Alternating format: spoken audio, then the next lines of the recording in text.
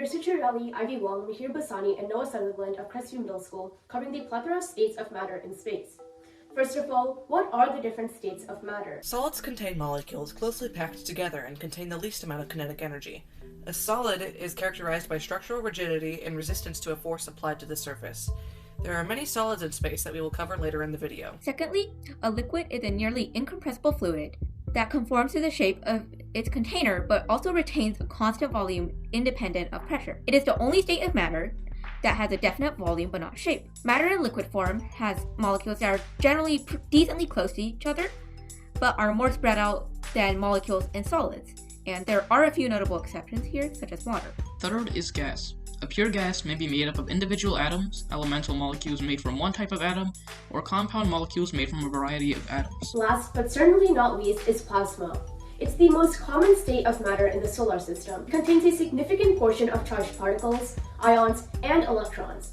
The presence of these charged particles is what primarily sets plasma apart from the other fundamental states of matter. Solids are often found as either planets, asteroids, dirty balls of ice and rock flying around, we call them comets, and generally, most of the time when we look at space, solids are what make it interesting to study. Liquids are usually only found on certain planets that are close enough to the sun, or else they freeze into solids. Liquids on planets are generally of note to scientists because they could possibly support life. Gases can also be found on certain planets, also known as gas giants, and are found basically everywhere, such as stellar nurseries or collecting into stars.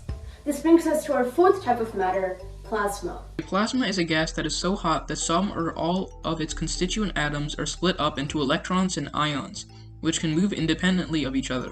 It consists mainly of 71% hydrogen and 27% helium. Due to the very high temperatures found within the sun, these elements exist not in the gaseous state, but as plasma. Ah yes, planets. If they didn't exist, neither would we. Of course, all planets had to come from somewhere, but different types of planets form in different ways. During the early phase of a star's life, known as T Tauri, much of the surrounding material is pushed away from the protostar, but some fragments combine into what is called planetesimals. The presence of gases help the pebbles and other small fragments together. Now here's Ivy for how gas and ice giants are formed. Farther away from the protostar, ice and dust combine to form the core of giant planets like Jupiter and Neptune.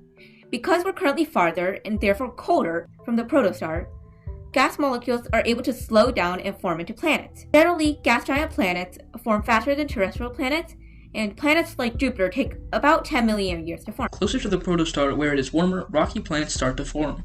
Because of the absence of gas, these protoplanets are generally rockier, and they become the terrestrial planets we know and love. These planets generally take longer to form, typically a few tens of millions of years. The process of galactic recycling is the process in which stars expel gas into space, where it mixes with circumgalactic medium, which propels the matter back into the galaxy, which forms new stars. Next are asteroids.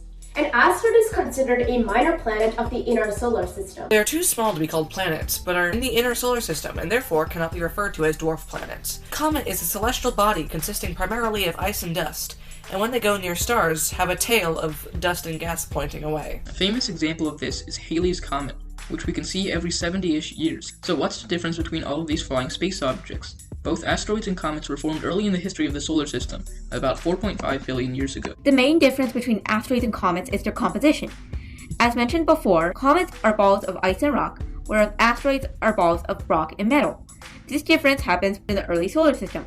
Comets formed a lot farther away from the sun, where the ice on them was not able to melt into liquid and evaporate into space. Aerospace engineers research and innovate in the field of aerospace, which includes spacecraft and aircraft. As an aerospace engineer, you'll work with your peers to design and create revolutionary technologies to further understanding of space. As you can probably tell by now, there are a never-ending amount of examples of phases in matter in space, whether it's solids and gases we've always known about, or the plasma, dark energy, and dark matter that's still being researched to this day. The planets we all know come in many shapes and sizes, whether it be the gas giants of Saturn and Jupiter, the ice giants such as Uranus or Neptune, or even the very planets we inhabit. There's also the process of galactic recycling, which continually builds new stars to light up our night sky. Another example of phases of matter in space are the nonillions of comets and asteroids scattered throughout the universe.